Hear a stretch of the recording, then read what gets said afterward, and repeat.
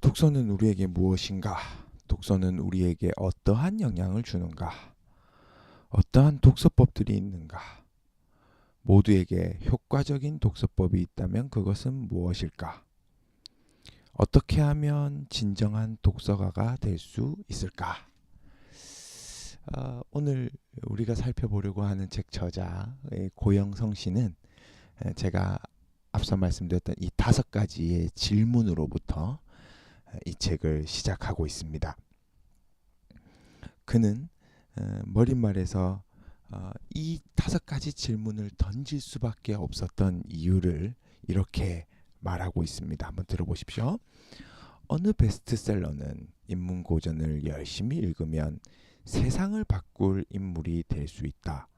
왜냐하면 지금까지 세상을 바꿨던 위대한 인물들은 모두 인문 고전을 읽었기 때문이다 라고 말한다.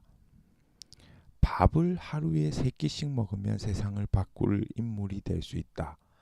왜냐하면 지금까지 세상을 바꿨던 위대한 인물들은 모두 밥을 하루에 3끼씩 먹었기 때문이다 라는 주장과 뭐가 다르다는 말인가?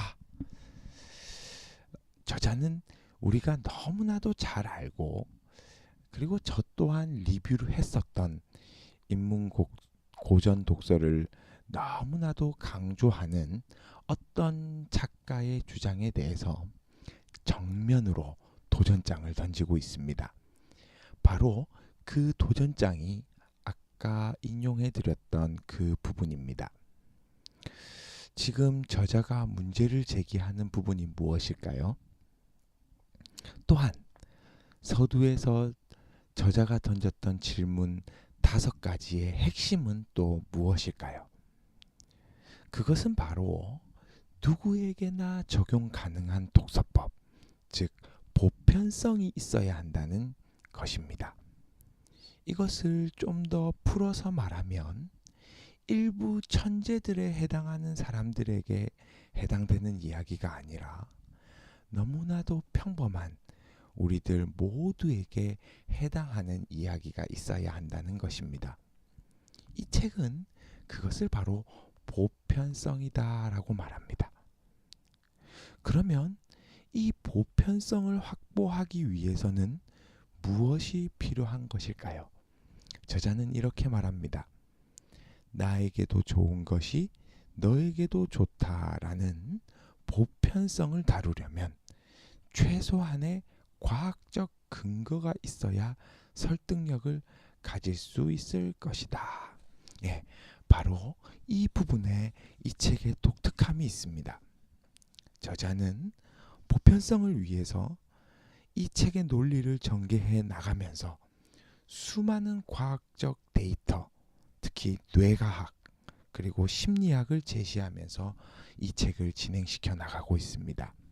그러다 보니까 과학이라고는 정말 초등학교 이후로 담을 쌓고 살았던 제가 아무 생각 없이 그냥 고개를 끄덕이고 말았습니다.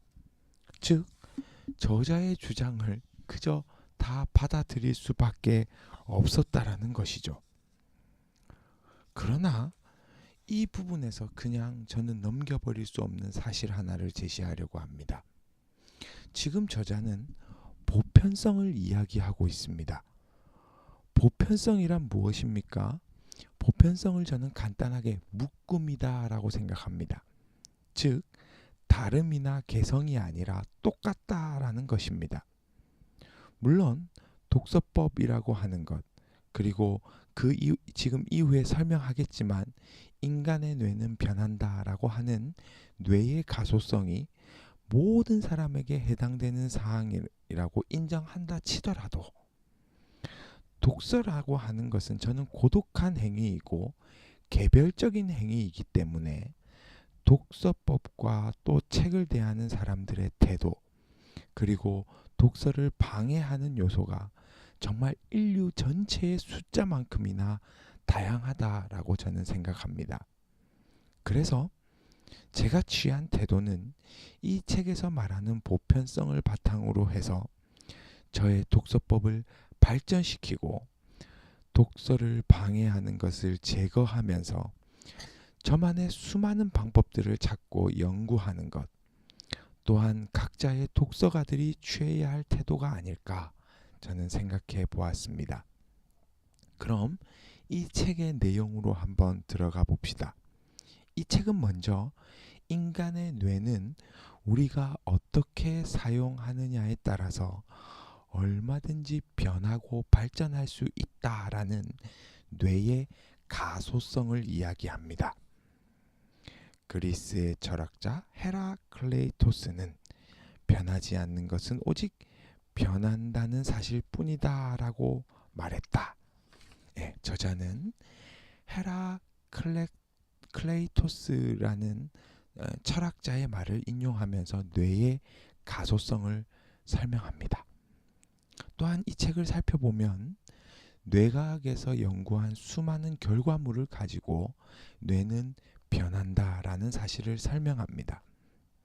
저자는 책 읽기를 힘들어하는 사람들에게 우리의 뇌는 원래 책 읽기에 부적합하지만 끊임없는 노력으로 발전시키고 변화시킬 수 있다라고, 즉 책을 읽는 뇌로 변화시킬 수 있다라고 이야기합니다. 자, 그러면 어떻게 읽어야 뇌가 책을 읽기에 적합한 뇌로 변화되고 또 어떠한 것이 우리의 독서를 방해하는 것인가 하는 의문을 가지실 것입니다.